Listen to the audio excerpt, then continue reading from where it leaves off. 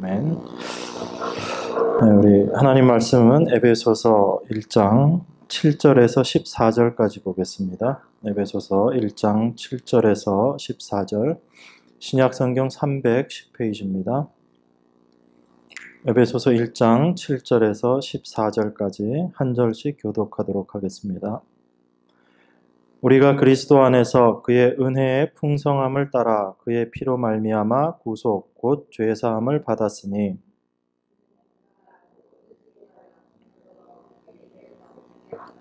그 뜻의 비밀을 우리에게 알리셨으니 곧 그 기쁘심을 따라 그리스도 안에서 때가 찬 경륜을 위하여 예정하신 것이니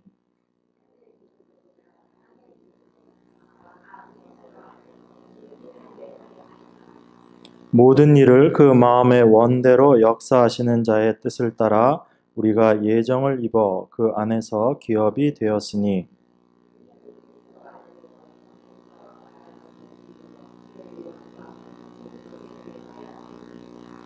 그 안에서 너희도 진리의 말씀 곧 너희의 구원의 복음을 듣고 그 안에서 또한 믿어 약속의 성령으로 인치심을 받았으니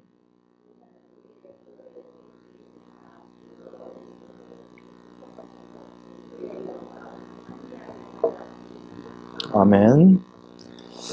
네, 날씨가 많이 추워졌죠? 갑자기 날씨가 추워져서 저도 아침에 나오면서 깜짝 놀랐는데 생각보다 많이 추워서요. 저희가 지난 시간까지 6절까지 말씀을 함께 나누었습니다. 하나님께서 우리를 위해서, 우리의 구원을 위해서 어떻게 일하셨는가, 그것이 6절까지 나와 있다, 이렇게 말씀을 드렸습니다. 오늘은 저희가 7절에서 14절까지 말씀을 읽었는데 오늘 다 하기에는 굉장히 많은 양이고 7절에서 14절까지가 예수 그리스도께서 우리의 구원을 위해서 이루어 놓으신 그 일에 대해서 기록하고 있는 내용입니다. 그러니까 이 전체적으로 하나님께서 하신 일, 성부 하나님께서 하신 일, 그리고 성자 하나님 예수 그리스도께서 하신 일이 7절에서 14절까지 내용의 기록이다, 이렇게 보시면 되고요. 그리고 15절, 16절 후반부에 나와 있는 부분이 성령께서 하신 일에 대해서 이야기하고 있습니다. 우리가 오늘 이 나와 있는 이 말씀들의 그 기본적인 부분에서 한 가지 좀 생각하려고 하는 것이 9절에 나와 있는 그 비밀이라는 그런 말씀입니다. 9절에 보면 그 뜻의 비밀을 우리에게 알리셨으니 곧 그 기쁘심을 따라 그리스도 안에서 때가 찬 경륜을 위하여 예정하신 것이니, 그래서 하나님께서 계획하시고 예정하셨던 그 일들이 때가 참에, 때가 됨에 그 일들이 이루어졌다라고 그렇게 이야기합니다. 그런데 여기 이 비밀이라고 말하고 있는 이 내용을 이 성경에서 특별히 사도 바울이 비밀이라는 단어를 많이 쓰고 있는데 그 비밀의 의미가 우리가 일반적으로 생각하는 그런 비밀하고는 조금 다릅니다. 여러분, 비밀 그러면 주로 어떤 거 생각을 하시죠? 비밀. 어떤 게 비밀입니까? 네. 이 얘기하면 또 꼭 그 생각이 나는데, 누가 영어 단어를 물어봤다고 그래요. 영어로 그 secret이라는 거, 그죠? 물어봤습니다. 누가 secret이 무슨 뜻이야? 그랬더니 그 대답하는 사람이 뭐라고 대답을 했냐면 비밀이야 그랬대요. 그랬더니 물어본 사람이 아니 비밀로 하지 말고 가르쳐 달래니까 그게 무슨 뜻이냐니까 이렇게 얘기했더니 아니 비밀이라니까 그렇게 얘기를 했다고 그럽니다. 제 얘기를 듣고 지금 웃으시는 분들은 무슨 뜻인지 아시는 거고 무슨 얘기 하나 그러고 보고 계신 분들은 아직까지도 조금 이해가 안 되신 건데 그 시크릿이라는 뜻 자체가 비밀이라는 뜻이죠. 그죠? 그래서 시크릿이 무슨 뜻이야? 라고 물어봤더니 그 시크릿이 비밀이란 뜻이야. 그래서 비밀이야. 그랬는데 그 얘기를 물어봤던 사람은 이제 그 의미를 잘 모르니까 왜 안 가르쳐 주나 그런 의미로 얘기를 한 겁니다. 근데 그 비밀이라는 게 단어가 두 가지가 있습니다. 한 가지는 뭐냐면 제가 좀 전에 말씀드렸던 그 시크릿이라는 그런 단어가 있고요. 그리고 또 하나가 비밀이란 뜻인데 미스테리라는 그런 또 단어가 하나 있습니다. 이 두 개의 단어의 뜻이 좀 차이가 납니다. 지금 영어 시간도 아닌데 죄송합니다, 여러분들. 좀 힘들게 해서. 근데 바울이 계속적으로 쓰고 있는 이 성경에서 쓰고 있는 비밀이라는 단어가 헬라어로 무스테리온이라는 단어거든요. 무스테리온. 그런데 이게 뭐하고 비슷해요? 시크릿하고 발음이 비슷한가요? 아니면 미스테리하고 비슷한가요? 미스테리하고 비슷하죠. 그래서 이 무스테리오는 그 미스테리라는 그런 뜻입니다. 비밀은 비밀인데 이 시크릿하고는 조금 다른 비밀이에요. 시크릿은 말 그대로 감추어 놓고 안 가르쳐 주려는 게 시크릿이에요. 그래서 뭔데 아무리 물어봐도 대답 안 해주는 게 그 비밀이에요. 그런데 지금 바울이 이야기하는 이 비밀은 뭔가 감추어져 있는 비밀은 비밀인데 이 감추어져 있는 비밀은 무엇을 목적으로 감추어 놨냐면 나중에 이걸 다 드러내기 위해서, 그게 무슨 뜻인지 온전하게 알려주기 위해서 어느 정도 시간까지는 감추어져 있었던 것이라는 그런 의미입니다. 그러니까 이 바울은 지금 우리에게 안 가르쳐 주려는 게 아니고 그 비밀이 무엇인지를 우리에게 상세하게 설명해 주려고 하는 것입니다.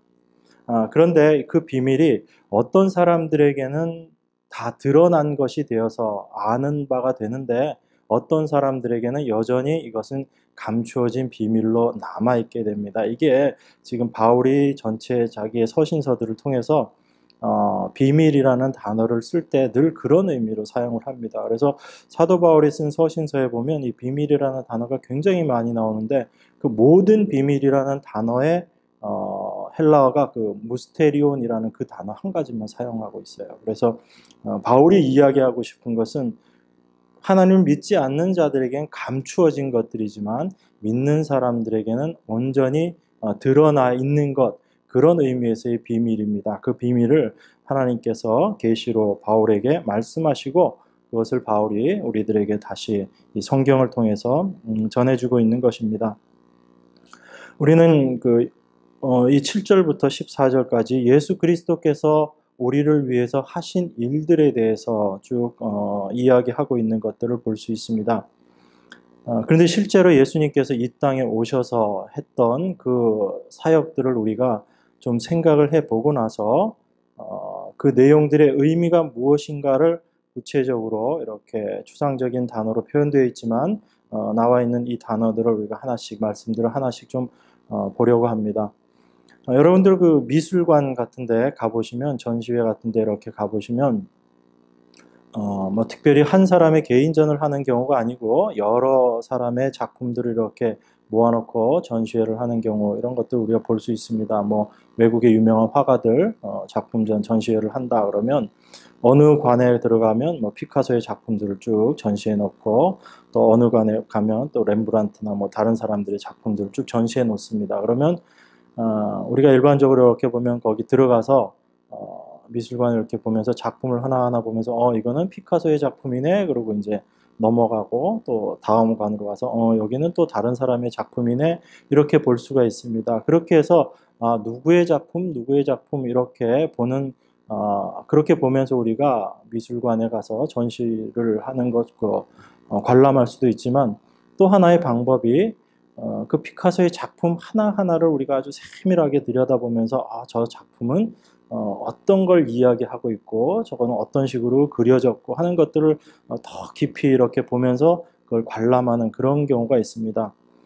특별히 에베소서는 그 두 가지를 같이 좀 병행을 해야지 됩니다. 어떤 의미냐면 하나님께서 하신 일 저희가 다 봤지만, 하나님께서 하신 일이 어떤 일이 있다라는 걸 우리가 봤지만 구체적으로 하나님께서 어떻게 하셨는가를 저희가 몇 주간에 걸쳐서 쭉 나누어서 봤습니다. 이제 예수님께서 하신 일도 그렇게 쭉 기록이 되어 있는 거예요. 전체적으로 예수님께서 이런 일들을 하셨는데 그 각각의 의미들이 무엇인가를 우리가 또 하나씩 좀 따져 봐야지 됩니다. 그래야지 단지 예수님께서 우리 죄를 위해서 십자가에 돌아가셨다, 그것만으로 우리의 구원을 다 설명하기엔 사실 좀 너무 부족하거든요.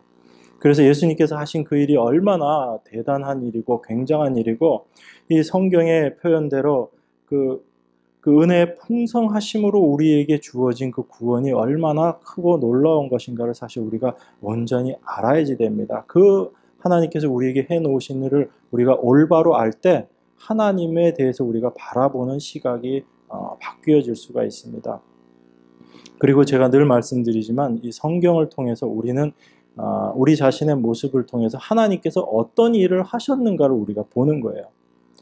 우리는 이 성경을 통해서 이제 우리가 무엇을 해야 된다 이게 아닙니다. 우리가 항상 조심해야 될 부분이 뭐냐면 하나님께서 우리를 위해서 무슨 일을 하셨고 앞으로 우리를 위해서 어떤 일을 계획하고 계시고 어떻게 우리를 완성시켜 나갈 것인가 라는 것을 성경은 기록하고 있어요. 다만 그 일을 하나님께서 그 일을 하시는데 여러분과 저는 그 도구로 쓰여지는 겁니다. 그 도구로 쓰여지는 과정 속에서 우리가 무엇도 하고 라고 성경에 기록되어 있지만 그 모든 일의 주관자는 바로 하나님이시다라는 것을 우리가 분명히 알고 이 말씀들을 이해를 해야지 돼요.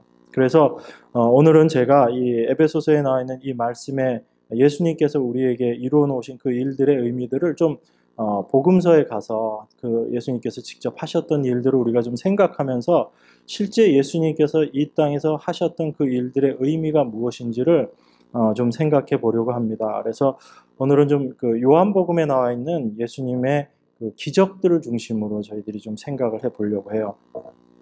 제가 청년들하고 지금 요한복음 강해를 하면서 한 1년 정도 지금 요한복음을 같이 묵상하고 있습니다. 그러다 보니까 그 요한복음에 나와 있는 그 여러 가지 기사들 또 특별히 예수님께서 이루어 놓으신 그 기적들의 의미들이 참 그 하나님께서 이 땅에 오셔서 우리를 위해서 어떻게 일하셨는가를 아주 잘 드러내고 있다라는 것들을 저희가 생각을 하게 됩니다.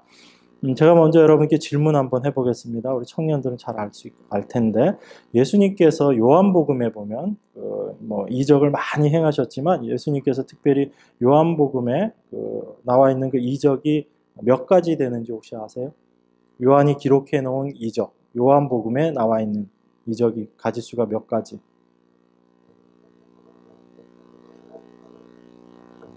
네, 7가지입니다. 7가지. 예수님께서 7가지 말고도 실질적으로 더 많은 기적들을 행하셨습니다. 그런데 요한은 특별히 예수님께서 하셨던 그 많은 기적들 중에서 7가지만 추려서 그 요한복음에 기록을 해놨습니다. 그 7이라는 숫자가 그 상징적인 의미가 있긴 있습니다. 그 완전수라는 그런 의미가 있죠. 그래서 7가지 이적을 통해서 예수 그리스도의 하신 일의 완전하심을 좀 드러내고자 한다라는 그런 의미가 분명히 있을 겁니다. 요한복음 그 5장 36절에 보면 이렇게 설명하고 있습니다. 내게는 요한의 증거보다 더 큰 증거가 있으니 아버지께서 내게 주사 이루게 하시는 역사 곧 나의 하는 그 역사가 아버지께서 나를 보내신 것을 나를 위하여 증거하는 것이요. 이렇게 이야기합니다. 예수님께서 이 땅에 오셔서 하셨던 그 일들은 바로 하나님 아버지께서 예수님을 보내신 것, 그걸 증거하는 것이다 라는 그 얘기입니다. 예수님의 하신 그 일을 통해서 이 일을 보니까 이 분이 바로 하나님께서 보내신 분이 맞구나 라는 것을 증명하는 일이다, 증거하는 일이다 라고 그렇게 요한복음 5장 36절에서는 이야기하고 있습니다. 그러니까 요한이 바로 그것을 생각을 하면서 요한복음을 기록을 했다. 성령의 감동하심을 받아서 기록했다라고 그렇게 우리가 볼 수 있습니다. 또 요한복음 20장 30절 31절에 보면 이렇게 이야기합니다. 예수께서 제자들 앞에서 이 책에 기록되지 아니한 다른 표적도 많이 행하셨으나 오직 이것을 기록함은 너희로 예수께서 하나님의 아들 그리스도이심을 믿게 하려 함이요 또 너희로 믿고 그 이름을 힘입어 생명을 얻게 하려 함이니라. 예수께서 이 땅에 오셔서 그 일들을 행하셨는데 이적들을 행하셨는데 요한이 그것을 기록한 목적이 무엇인가? 그게 2가지를 이야기합니다. 예수님께서 하나님의 아들 그리스도이심을 믿게 하려는 게 한 가지 목적이다라고 그렇게 이야기합니다. 그리고 또 하나의 목적은 뭐냐면 너희로 믿고 그 이름을 힘입어 생명을 얻게 하려 함이다라고 이야기해요. 그러니까 예수님께서 이 땅에 오셔서 많은 이적들을 행하셨는데 그 이적들은 2가지를 목표로 하고 있었다라는 얘기입니다. 한 가지는 바로 그분이 하나님의 아들이시다라는 것을 우리가 믿는 겁니다. 그러니까 하나님께서 직접 보내신 자임을 우리가 예수님의 행하신 일을 통해서 우리가 믿게 되는 거고요. 또 하나는 뭐냐면 바로 그 예수님을 믿음으로 말미암아 우리가 생명을 얻게 되는 일. 그러니까 예수님을 믿는다라는 것은 단순하게 우리가 믿는다 안 믿는다의 차원이 아니고 우리가 그 예수를 믿음으로 말미암아 우리에게 생명이 와진다라는 생명과 관련되어 있는 부분이다라는 이야기입니다. 그러니까 예수님이 행하신 그 이적들은 다시 말씀드려서 이런 거예요. 단순하게 이것을 믿을 것이냐 믿지 않을 것이냐의 문제가 아니고 그 예수님의 이적을 통해서 우리가 이것이 바로 예수님께서 우리에게 주시고자 하시는 참 생명이구나라는 것을 깨달아야지 된다는 얘기입니다. 그 이적을 우리가 할 수 있느냐 할 수 없느냐 그런 차원의 문제가 아니고 그 이적들은 다 우리의 생명 얻음, 우리의 구원과 직접적으로 연관되어 있는 내용들이다라는 이야기예요. 그러니까 우리가 성경을 보면서 예수님께서 이 땅에서 이루어 놓으셨던 그런 이적들을 보면서 오해하는 경우들이 있습니다. 예수님께서 기적들을 많이 이루셨잖아요.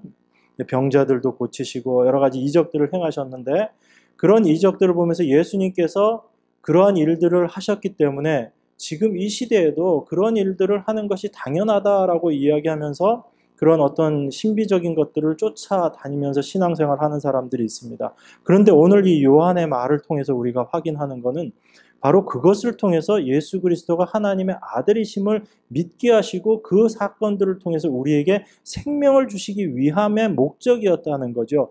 어떤 이적 자체를 행하는 것 그것이 목적이 아니다라는 얘기입니다. 이런 거예요. 예수님께서 이 땅에 오셔서 많은 병자들을 고치셨습니다. 그죠? 그러면 예수님께서 그 병자들을 고치신 이유가 그 병자들을 병에서 벗어나게 하기 위해서 그 사람들을 질병에서 벗어나게 하기 위해서 그 사람의 병을 고치는 것 자체가 목적이냐면 그게 목적이 아니다라는 이야기입니다.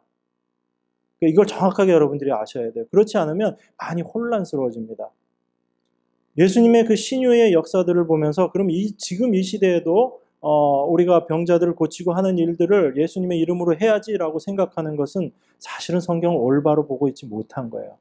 그 뭐냐면 예수님께서 그 신유의 역사들을 일으켜 놓으신 그 기적을 행하신 목적은 다른 데 있는 겁니다. 그 사람을 지금 병에서 해방시키는 것 자체가 목적이 아니에요. 만약에 그 병에서 해방시키고 질병을 낫게 하는 게 목적이라면 왜 그 사람 아주 제한된 사람들만 예수님이 고치고 가셨거든요. 그렇게 하시면 안 되는 거죠. 병자들을 고치는 것 자체가 목적이면 예수님은 계속 계시면서 이 세상에 있는 병자들을 다 고치셔야지 돼요. 그게 맞는 겁니다. 그런데 지금도 그런 이적들을 행하는 사람들이 있어요. 있으면서 또 그것 자체가 하나님의 일을 하는 것이다라고 이야기를 하는데 저는 그것이 아주 그렇게 썩 성경적이진 않다라고 봅니다. 왜냐하면 예수님께서 질병을 고치시고 그 병에서 우리들을 구원하신 것은 그것 자체가 목적이 아니기 때문에 그 사건들을 통해서 예수님이 지금 다른 걸 이야기하시고 싶으신 거예요. 그 환자들을 고치시면서. 그래서 우리가 7가지 그 이적들을 오늘 좀 생각해 보면서 예수님께서 그 말씀하신 이 땅에서 이루어 놓으신 그 일들의 의미가 무엇인가를 우리가 좀 생각하기를 원합니다. 오늘 계속 여러분이 저한테 대답을 하셔야 돼요. 제가 질문하고 대답하고 해야지 됩니다. 요한복음에 나와 있는 제일 첫 번째 이적이 뭐죠? 네, 가나안 혼인잔치에. 네. 제가 질문하면 늘 바로 대답하시는 분이 한 분이 계시기 때문에 제가 마음 편하게 질문을 합니다. 네. 가나안이 아니고 가나 혼인잔치죠. 그죠? 가나 혼인잔치. 거기서 어떤 일이 있었나요? 그 물로 포도주를 만드는 그 일이 있었습니다. 그 잔치에 혼인잔치에 포도주가 떨어졌죠. 그죠? 그래서 어떻게 해야지 되나 고민하고 있는데 예수님의 어머님이 예수님에게 부탁을 합니다. 그래서 예수님께서 결국은 그거 들어주십니다. 그래서 그 결례를 행하는 그 항아리에 그게 비어 있었기 때문에 거기에 물을 다 부어라라고 얘기하시고 그 물을 이제 떠서 갖다 줘라 했더니 그게 물이 뭐가 된 거예요? 포도주가 돼 버린 겁니다. 그래서 이 가나 혼인잔치를 생각하면 우리는 특별히 두 가지를 생각할 수 있습니다. 이 가나 혼인잔치는 예수님께서 특별히 요한복음에 거기 제일 처음 기록을 해놓으면서 그건 바로 우리 계시록에 나와 있는 어린 양의 혼인잔치를 상징적으로 이야기하고 있는 거거든요. 우리 그리스도인이 하나님의 백성들이 어떻게 그 혼인잔치를 맞이하게 될 것인가, 그리고 그 혼인잔치에서는 이 세상에서 맛볼 수 없었던 그런 온전한 그 포도주 맛, 그것을 보게 되는 것이다 라는 것을 미리 말씀하신 것입니다. 그리고 바로 그 물이 변해서 그 물로 그 포도주를 만드신 그 사건, 그건 바로 이 땅에 말씀으로 오신 예수 그리스도께서 당신의 죽으심, 그 피 흘리심으로 말미암아 우리를 온전한 구원 가운데로 이끌어내시겠다고 얘기하시는 그것을 상징적으로 이야기하고 있는 거죠. 그래서 그 가나의 혼인잔치는 앞으로 이루어질 온전한 구원과 예수님께서 어떻게 우리를 구원하실 것인가를 단적으로 설명하고 있는 하나의 기적입니다. 그러니까 뭐 예수님께서 물을 갖고 포도주를 변하게 하셨던 어떤 기적 자체가 중요한 목적이 아니고 그 기적이 의미하고 있는 바 바로 예수 그리스도께서 죽으시고 피 흘리셔서 하나님의 온전한 그 잔치를 완성해 내실 분이 바로 예수님이시다라는 것들을 보여주고 있는 겁니다. 그래서 그 예수님의 온전한 잔치 속에서 나타나게 되는 그 포도주 맛은 이 세상에서 그 전에 맛봤던 것과는 전혀 다른, 도무지 이 세상에서 맛볼 수 없는 그런 포도주 맛이다라고 이야기를 합니다. 거기서도 아주 재미있는 표현이 하나 나오는데 그 9절에 보면 이런 표현이 나오죠. 요한복음 2장 9절에 보면 연회장은 물로 된 포도주를 맛보고 어디서 났는지 알지 못하되 물도온 하인들은 알더라, 이렇게 이야기합니다. 이게 비밀이에요. 그 잔치에 왔던 사람들은 예수님이 물로 포도주를 변하게 한 그 포도주를 다 맛을 봤어요. 그런데 그 맛을 봤는데 그 맛을 본 사람들이 그 포도주의 의미를 모른다는 겁니다. 참 신기하죠? 그 포도주 맛을 봤는데도, 그 포도주 맛을 보면서도 이전에 먹었던 것과 다르네라고 이야기하면서도 그 비밀의 의미를 모른다는 거예요. 그것이 감추어져 있는, 바울이 지금 이야기하고 있는 그 감추어진 비밀이라는 겁니다. 그래서 겉으로 드러나는 외적인 것들은 많은 사람들이 볼 수 있어요. 경험할 수 있습니다.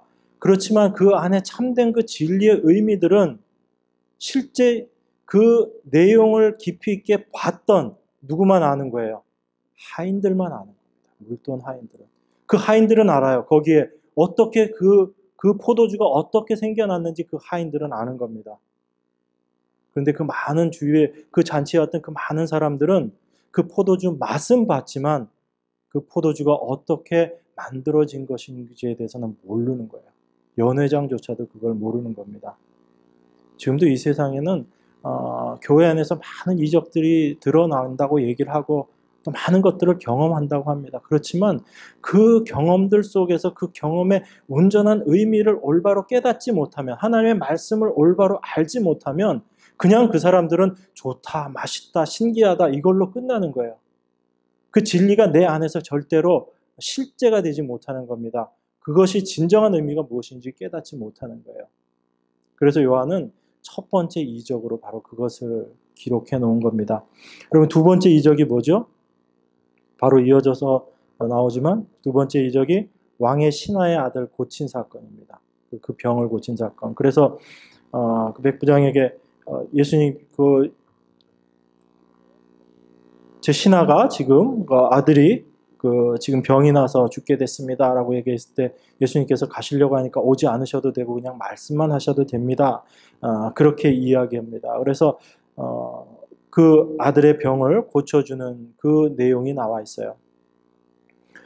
이거는 우리가 다른 각도에서 보면 그 믿음의 대단함, 예수님께서 굳이 오시지 않으셔도 말씀만 하셔도 다 이루어집니다라는 어떤 그 신하의 믿음을 우리가 생각해 볼 수도 있지만 오히려 그것보다는 예수님께서 질병을 고치신 그 질병을 고치신 목적이 무엇인가라는 것을 우리가 좀 생각해 볼 필요가 있습니다.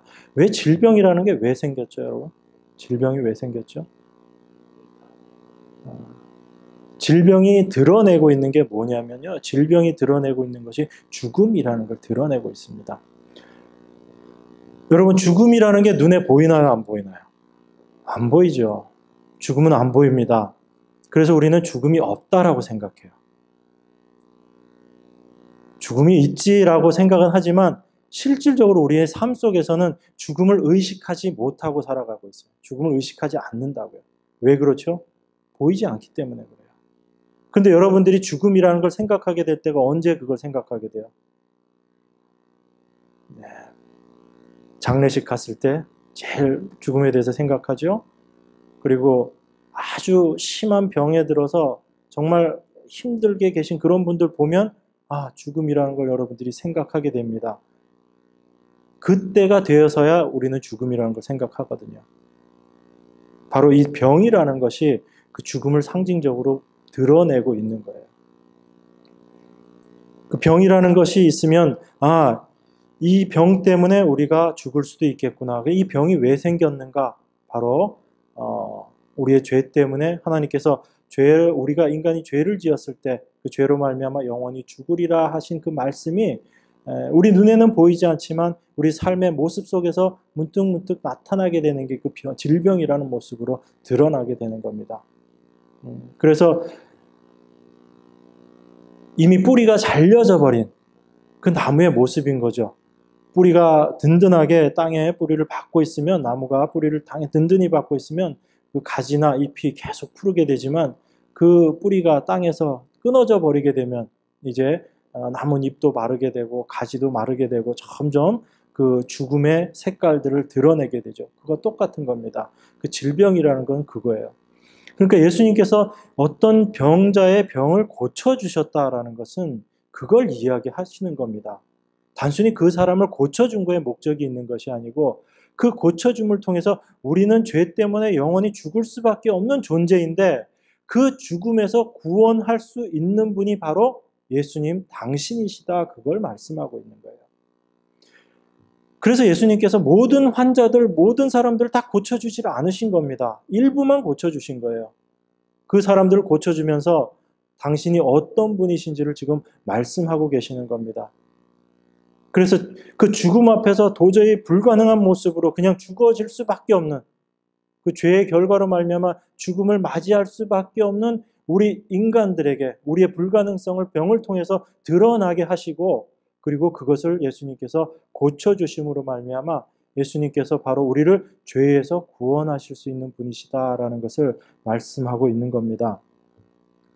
그리고 세 번째 이적이 38년 된 병자를 고치는 사건이에요.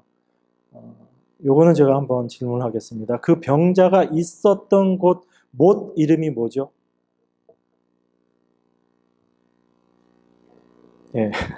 예, 베데스다 못입니다. 그죠? 베데스다. 그 베데스다가 혹시 무슨 뜻인지 아세요? 베데스다. 히브리 말로 베데스다라 하는 못이라고 성경에 나옵니다. 그러니까 이 베데스다는 히브리 말이라는 뜻이죠. 그죠? 그러면 우리가 보통 알고 있듯이 벳이라는 게 집이라는 뜻이에요. 집. 그래서 베델 그럴 때 그 베델이 무슨 뜻이라고 그랬어요? 하나님의 집. 엘이 하나님을 뜻하는 단어거든요. 그래서 베델 그러면 하나님의 집이라는 뜻입니다. 그럼 베데스다는 벳 플러스 에스타 이런 뜻의 의미 두 개가 이렇게 합쳐진 거라고 우리가 생각해 볼 수 있는데, 그 베데스다라는 뜻이 무슨 뜻이냐면 자비의 집, 은혜의 집이라는 그런 뜻이에요. 그런데 여러분 한번 생각해 보세요. 거기에 행각이 5개가 있고 거기에 환자들이 다 모여 있다고 막 얘기가 되어 있습니다. 그리고 어떻게 하면 병이 낫는다고 되어 있어요. 성경 보니까. 여러분 요한복음의 내용이니까 다들 아실 거라고 생각하고 제가 편하게 질문합니다. 물이 동할 때 제일 먼저 들어가는 사람의 병이 낫는 거예요. 근데 여러분 그거 한번 생각해 보셨어요? 그 집 이름이 제가 좀 전에 말씀드렸죠. 자비의 집, 은혜의 집이라고요. 그런데 그곳에 있는 사람들에게는 지금 서로 상대방에 대한 자비로운 마음, 은혜로운 마음이 있어요, 없어요? 없어요.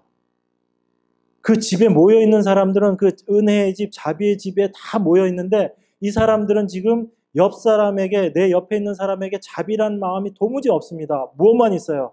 욕심만 있는 거죠.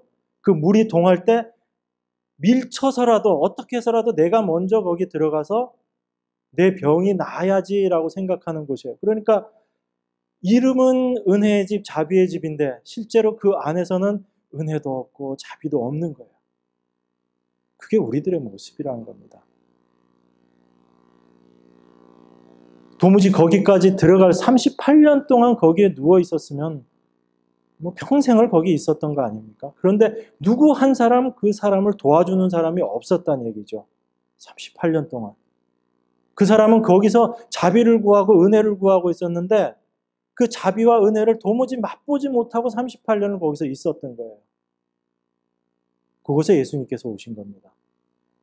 우리들이 은혜를 이야기하고 그 인간들이 모여서 자비를 이야기하지만 그곳에 모여 있지만 그곳에는 참된 은혜가 없는 그 모습으로 그곳에 있는 사람들 앞에 예수님께서 오신 거예요.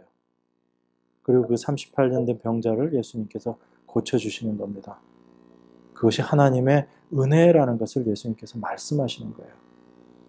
우리 인간이 얼마나 불가능한 존재인가. 그곳으로 가면 낫지만 도저히 갈 수 없는 자가 바로 우리들의 모습이다라는 겁니다. 하나님의 말씀대로 행하면 우리가 구원을 받는다라고 이야기를 하지만 그 말씀대로 행할 능력이 없는 게 바로 우리들이다라는 것을 예수님께서 말씀하시는 거예요. 그런데 이스라엘 백성들은 하나님께서 말씀을 주셨을 때 우리가 이거 다 지키겠습니다. 그래서 내가 하나님의 자녀로서 내가 당당하게 하나님 백성처럼 내가 일어나겠습니다. 그렇게 얘기했어요. 그리고 나서 바로 범죄하는 모습 보여줬던 게 이스라엘 백성들입니다. 예수님 오셨던 그 당시도 마찬가지예요. 열심히 율법 지키면서 그 율법 지킴 통해서 하나님의 백성됨을 스스로 나타내려고 했던 그 사람들이 유대인들 아닙니까? 그런데 그곳에 예수님께서 오신 거예요. 너희들이 하나님의 말씀을 온전히 지킬 수 있다라고 생각하지만 너희들은 이런 불가능한 자들이다라는 것을 예수님께서 말씀하시는 거예요. 그 38년 된 병자를 통해서. 그런 우리의 영적인 상태, 바로 우리의 영적인 그런 불능을 예수님께서 말씀하시는 겁니다. 그곳에 예수님께서 오셔서 그 38년 된 병자를 고치시는 거예요. 그러니까 여러분 보세요. 예수님께서 그 병자들을 고치신 목적이 그 병자 자체를 고치는 거에 목적이 있는 게 아닌 거죠. 질병은 나아도 또 걸립니다.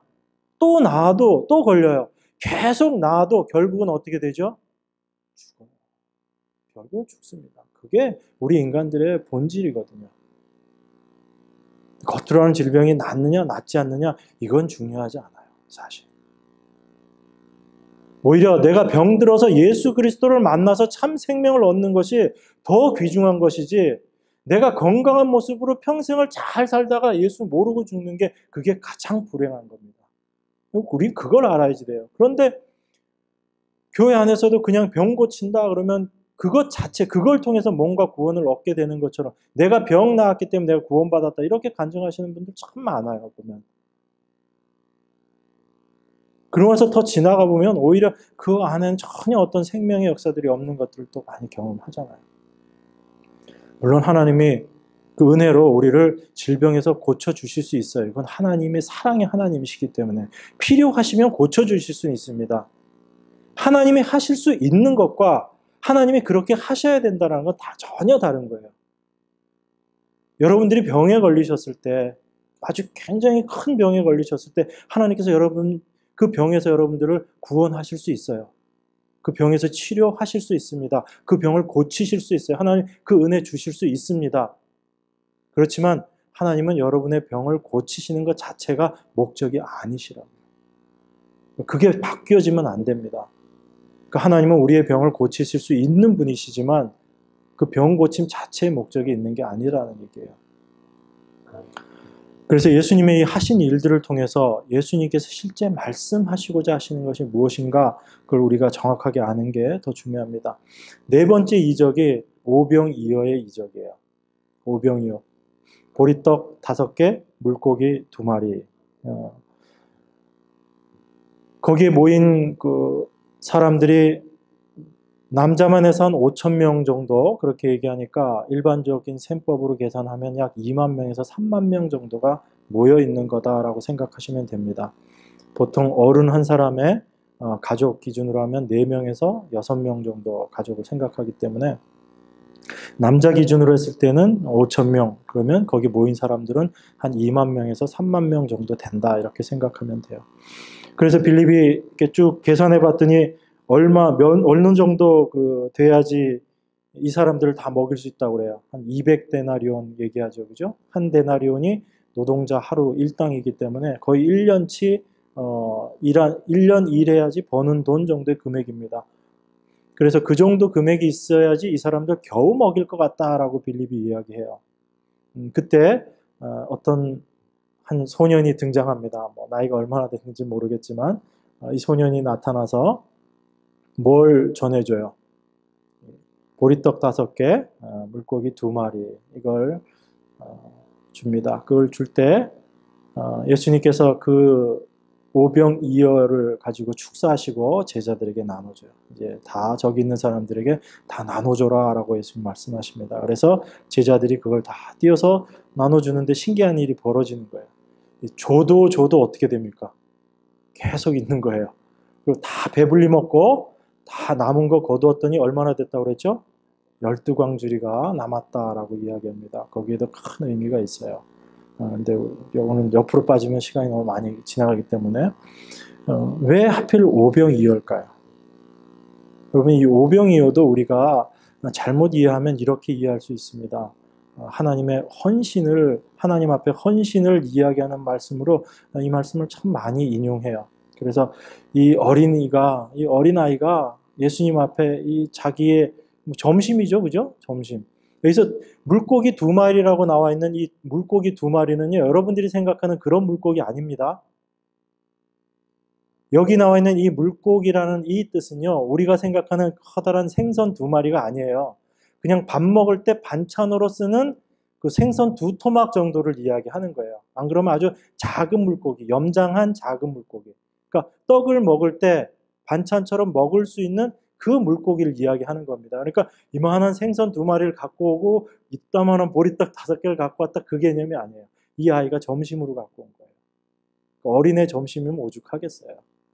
그러니까 그거 나눠준 겁니다. 그랬더니 예수님께서 그거 주시고 축사하시고 제자들에게 나눠줘라 했을 때 제자들이 그거 띄어서 나눠준 거예요.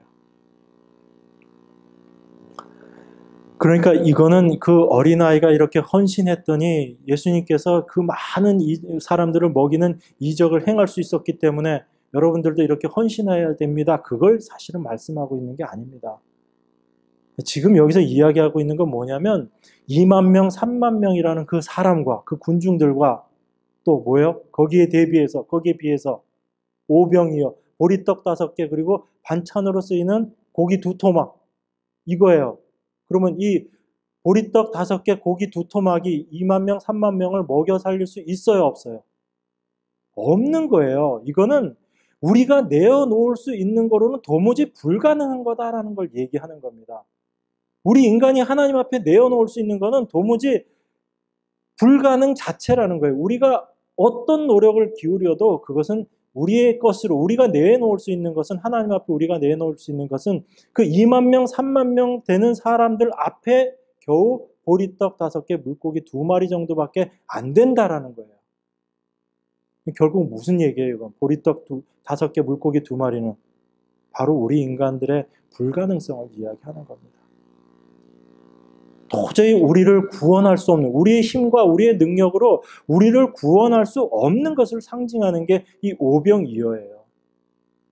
우리의 헌신을 이야기하는 게 아니고 오히려 그 반대입니다. 우리의 불가능을 이야기하는 거예요. 그런 우리의 불가능한 모습을 예수님께서 어떻게 만들어 놓으시는 거예요?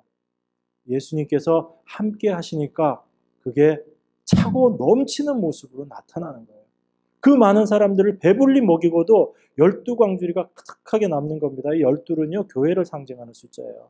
그 12들이 풍성하게 하나님의 교회가 풍성하게 되는 그것을 이야기하는 겁니다. 하나님의 은혜가 예수 그리스도로 말미암아 교회가 어떻게 풍성함을 누리게 될 것인가를 설명하고 있는 게 이 오병이어의 이적이에요.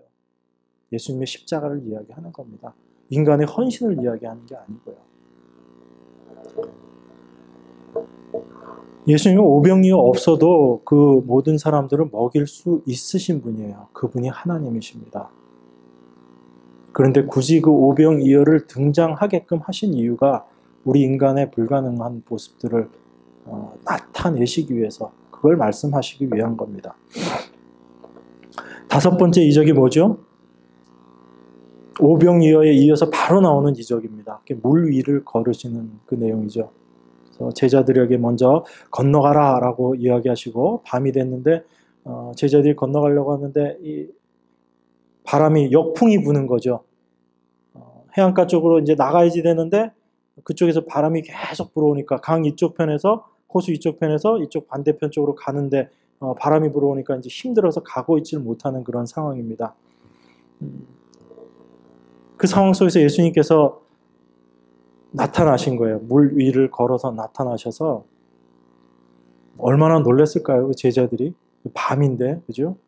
그리고 도무지 상상할 수 없는 모습이잖아요. 물 위로 사람이 걸어온다라는 거. 예수님이 행하신 이적들을 많이 봤지만 설마 예수님께서 물 위를 걸어서 오실 거다라고는 제자들도 생각 못했을 겁니다. 그래서 보고 두려웠다라고 그렇게 성경에서도 이야기하고 있는 거 보면, 예수님께서 이 물 위를 걸으신 이적, 이건 어떤 걸 상징할까요? 그러면 우리는 여기서 한 두 가지 정도를 생각해 볼 수 있습니다. 한 가지는 뭐냐면 바로 그 제자들의 모습이에요. 제자들이 아까 오병이어의 이적을 행할 때 제자들은 실제 어떤 일을 했죠? 예수님께서 축사하시고 그 오병이어를 제자들에게 나눠줬을 때 그걸 사람들에게 나누어 주면서 굉장한 이적을 실제 행했던 사람들이에요. 예수님께서 축사하셨지만 그 이적을 실제 그 모인 군중들에게 행했던 사람들이 누구죠? 바로 제자들이거든요. 여러분, 한 2만 명, 3만 명이 모여있다고 생각해 보십시오. 그러면 거기에 예수님께서 제자들을 모아놓고 거기에서 그 오병이어를 축사하시고 제자들에게 나눠줬을 때 그걸 볼 수 있는 사람은 몇 명이나 될까요? 그 군중들이 그 내용을 다 봤을까요? 못 봤을 거 아닙니까? 그 앞에 있는 사람 몇 사람만 봤을 거예요. 그리고 나머지 사람들은 실제 그 오병이어의 이적이 누구를 통해서 일어나는 걸 보게 되냐면 제자들을 통해서 그 기적이 일어나는 걸 보게 된다고요. 그러니까 제자들이 좀 어땠을 것 같아요. 그 이적을 딱 행하고 나서. 네, 이게 어깨가 이렇게 쭉 올라가고 이렇게 목이 좀 뻣뻣해지고 아마 그랬을 거예요.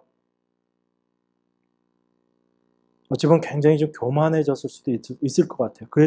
그래서 아마 예수님께서 그 이적을 행하시고 그 밤에 바로 제자들을 다 건너가라라고 그렇게 명령하셨는지도 몰라요. 그래서 건너 보내십니다. 근데 보내는데 좀 전까지 기세가 등등해서 있었던 그 제자들이, 더군다나 대부분이 어부 출신이잖아요. 그런데 그 호수, 비록 바다라고 이야기하지만 그건 호수죠. 그 갈릴리 그 호수를 건너가는데 못 건너가는 거예요. 바람 때문에. 그래서 거의 풍랑에 바람에 그냥 흔들리는 그 모습 속에서 벌벌벌벌 떨고 있을 때 그때 예수님께서 오신 겁니다. 그리고 예수님께서 오시자마자 배는 바로 원하는 곳을 바로 도착했다라고 성경이 그렇게 이야기하고 있어요. 예수님께서는 그 제자들에게 첫 번째로 그거 보여주시는 거예요. 이적 행하, 너희들 손으로 실제적으로는 이적들을 행하고 그런 것들을 경험했지만 너희가 어떤 자인지 아느냐라고 예수님께서 다시 말씀하시는 거예요. 그 제자들에게. 그런 굉장한 이적을 자기들의 손으로 행했지만 여전히 그 바람 앞에서 아무것도 할 수 없는 그런 존재로 드러날 수밖에 없는 게 너희들의 모습이다라는 것을 예수님께서 보여주시는 거예요. 그리고 그 제자들 앞으로 예수님께서 물 위를 걸어서 오시는 겁니다. 바로 그런 어려움과 고난과 환난 가운데 임하게 될 당신의 제자들에게 예수님께서는 늘 함께 하시겠다라는 것을 또 같이 보여주고 계신 거예요. 우리 그리스도인의 삶이 어떤 겁니까? 그냥 편안하고 순풍에 돛단 듯이 그렇게 해서 살아가지지 않는 게 우리들의 삶이잖아요. 그래서 이사야서에서 보면 이렇게 말씀합니다. 두려워 말라 내가 너와 함께 함이니라. 놀라지 말라 나는 내 하나님이 됨이니라. 내가 너를 굳세게 하리라. 참으로 너를 도와주리라. 참으로 나의 의로운 손으로 너를 붙들리라. 이렇게 말씀하시는 거예요. 예수님께서는 우리를 건져내시고 그 고난의 길, 그 바람 몰아치는 폭풍우 몰아치는 그 길을 우리가 가야 될 때 절대로 우리를 그냥 혼자 내어버리지 않으신다라고 말씀하시는 겁니다. 우리와 함께 하시겠다라고 말씀하시는 거예요. 하나님의 그 구원의 완전하심을 이야기하는 겁니다. 우리를 건져내시고 우리를 하나님께서 원하시는 그 모습으로 예수님께서 함께 하시면서 만들어 가시겠다라는 거예요.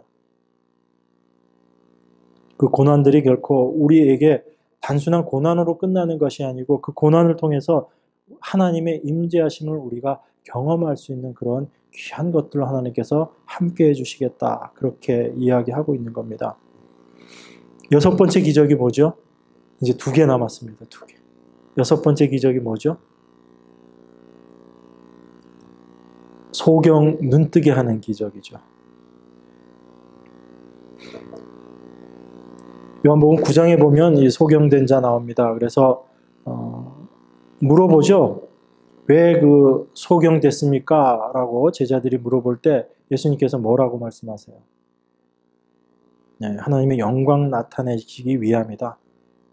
이게 이 사람 죄도 아니고 그 부모 죄도 아니고 하나님께서 하시는 일, 바로 하나님의 영광을 나타내기 위함이다 라고 그렇게 이야기합니다. 이건 우리 인간이 어떠한 자인가를 지금 예수님께서 말씀하시는 거예요. 39절 41절에 보면 39절부터 보면 요한복음 9장 39절 보면 이렇게 이야기합니다. 예수께서 가라사대 내가 심판하러 이 세상에 왔으니 보지 못하는 자들은 보게 하고 보는 자들은 소경되게 하려 함이니라 하시니 바리새인 중에 예수와 함께 있던 자들이 이 말씀을 듣고 가로되 우리도 소경인가? 예수께서 가라사대 너희가 소경되었다면 죄가 없으려니와 본다고 하니 너희 죄가 그저 있느니라. 이렇게 얘기합니다. 이 세상에서 내가 본다라고 하는 자들, 내가 할 수 있다라는 거죠. 나는 지금 분명히 보고 있기 때문에 나는 지금 올바로 가고 있다. 내 힘으로 내가 갈 수 있다라고 이야기하는 자들입니다. 그런데 그 소경은 예수님이 옆에 온 것도 확인할 수 없는, 알 수 없는 그런 자예요. 소경이 예수님 보고 쫓아간 것도 아니죠. 그죠? 만약에 뭘 보고 있다면 뭐 쫓아갔다라고 할 수도 있지만 이 소경이에요. 예수님께서 옆에 오실 때까지도 이 소경은 모르는 겁니다. 알 수 없는 거예요. 그 자에게 예수님께서 오신 겁니다. 아무것도 할 수 없는 그런 무력한 자에게 예수님께서 오신 거예요. 그 자에게 예수님께서 오셔서 눈을 뜨게 해주시는 거예요.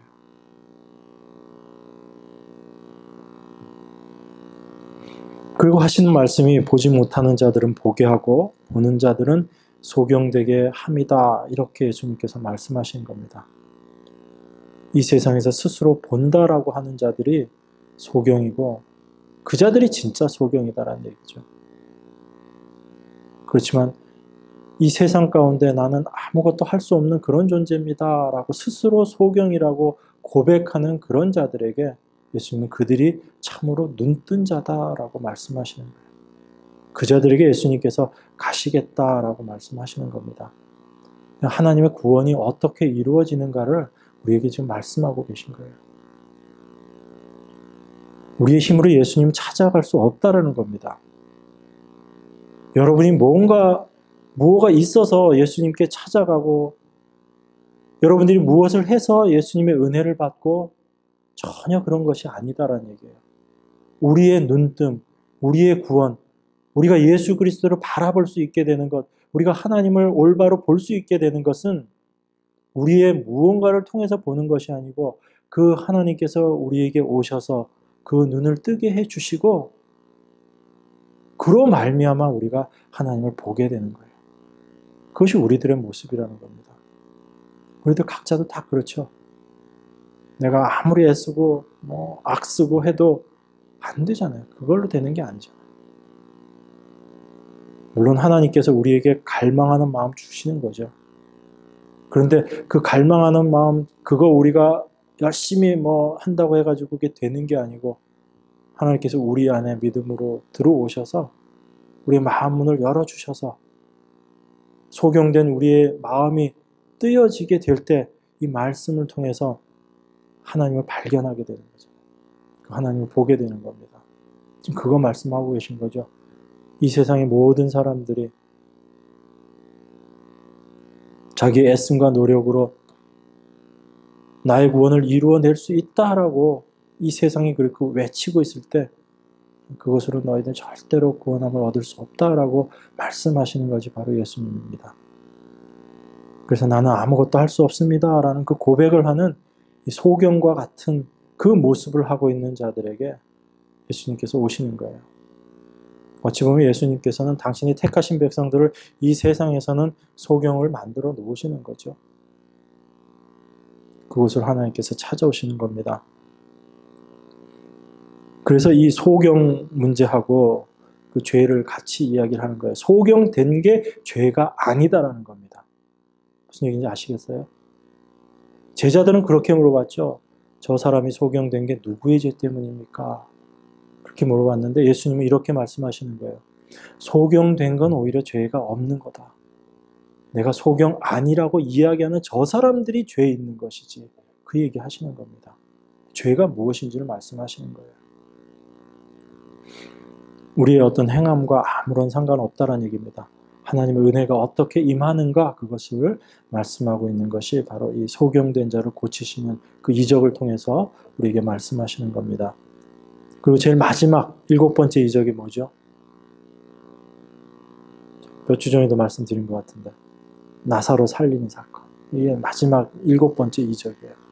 요한복음에 나와 있는 이적을 쭉 제일 마지막에 나와 있는 게 이 죽은 나사로를 살리시는 겁니다. 그 나사로가 완전히 죽을 때까지 기다렸다라고 말씀드렸죠, 제가. 예수님이 갔을 때는 이미 죽은 지 나흘이나 됐다, 4일이나 됐다. 그래서 그 유대인들의 관습으로도 완전히 죽었다라고 인정했던, 그리고 냄새도 풀풀 나는 그 상황 속에서 예수님께서 오십니다. 그래서 그 죽은 나사로를 살리시는 거예요. 예수님의 하시는 일이 최종적으로 무엇인가를 지금 설명하고 있는 겁니다. 바로 죄 가운데 완전히 죽어있는 그러한 자들을 예수님께서 살리시는 거예요. 바로 그 예수 그리스도의 죽으심을 통해서 우리를 구원해내실 바로 죽음과 그 구원과 그리고 예수 그리스도의 부활을 같이 이야기하시는 겁니다. 죽은 자를 살려내심을 통해서 예수님께서 또 어떻게 부활하실 것인가를 같이 말씀하고 있는 거예요. 그래서 하나님의 백성들이 어떻게 살아날 것이고 그 자들이 어떻게 그 죽음을 이기고 부활의 은혜 가운데로 들어가게 될 것인가를 지금 같이 말씀하고 있는 겁니다. 그러니까 우리 요한복음에 나와 있는 그 이적들만 쭉 연결해서 보더라도 예수님의 이 땅에서 일하심이 어떤 건지가 그렇게 분명하게 드러나잖아요. 그냥 단순하게 병 고치고 어떤 이적을 행하고 그것 자체가 목적이 아니다라는 겁니다. 예수님께서 이 모든 일들을 하신 것은 뭘 드러내시기 위해서요? 예수님이 바로 하나님의 아들이십니다. 그걸 드러내기 위한 거예요. 그래서 그분이 이 땅에 오셔서 무엇을 하실 건가를 말씀하고 있는 겁니다. 그래서 예수 그리스도의 일하심을 통해서 우리의 생명을 건지시는 일을 예수님께서 하실 것이구나라는 것을 지금 말씀하고 있는 거예요. 그 일을 통해서 예수님께서 하나님께 영광 올려드리는 겁니다. 그것이 하나님께 우리가 영광 올려드린다라고 말씀드릴 때 그거예요.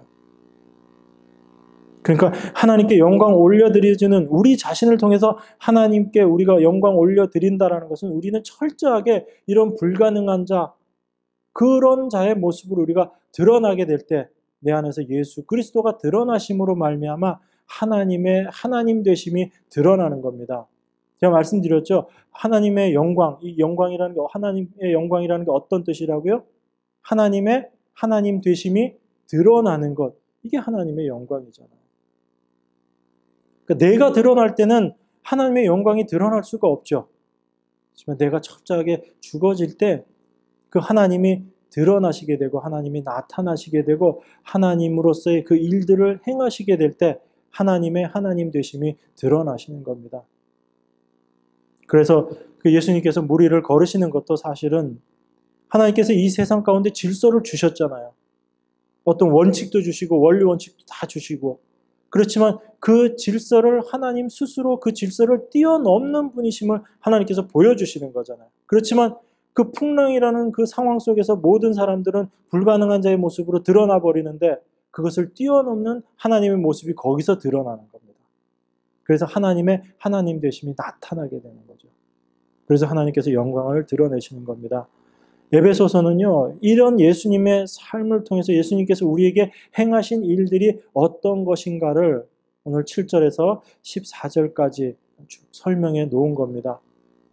우리 다음 시간부터는 여기에 나와 있는 말씀들의 한 가지 의미들을 저희들이 좀 묵상하기를 원합니다. 그래서 예수님의 그 하신 성자 예수님께서 이 땅에서 이루어 놓으신 것들이 우리 안에서 어떻게 실질적으로 깨달아지게 되는가, 그리고 그 일의 의미들이 무엇인가라는 부분들을 조금 더 깊이 있게 나눠보는 그런 시간들을 갖도록 하겠습니다. 그래서 한 주간 예수 그리스도의 행하신 부분들을 여러분들 묵상하시면서 함께 그 일들을 생각하시면서 은혜 나누는 그 귀한 시간 되기를 원합니다. 좀 기도하겠습니다.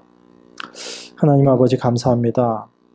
예수님께서 이 땅에 오셔서 참으로 많은 일들을 행하셨는데 그 모든 것들이 바로 그분이 바로 하나님의 아들이심을 나타내고 그 일들로 말미암아 우리를 참 생명 가운데로 인도하시기 위함이시다라고 말씀하셨습니다. 우리가 예수님이 행하신 이 모든 일들, 예수 그리스도의 그 일들을 저희들이 성경을 통해서 볼 때 참된 하나님을 만나게 하시고 단지 외적으로 나타나 있는 그러한 것들을 바라보지 말게 하시며 오직 그 안에서 역사하시는 하나님의 일하심을 저희들이 바라보고 깨달을 수 있도록 은혜 더하여 주시옵소서. 그래서 내가 하나님께 얼마나 큰 은혜를 받은 자인지를 고백하는 저희들 다 될 수 있도록 하나님 함께하여 주시옵소서. 외적인 것이 우리의 마음 뺏기지 않게 하시고 그 일을 통해서 우리에게 말씀하시는 하나님의 음성을 들을 수 있는 저희들 될 수 있도록 축복하여 주시옵소서. 지금 이 순간에도 우리를 위해서 말씀하시는 귀하신 예수 그리스도 이름 받도록 기도드리옵나이다. 아멘.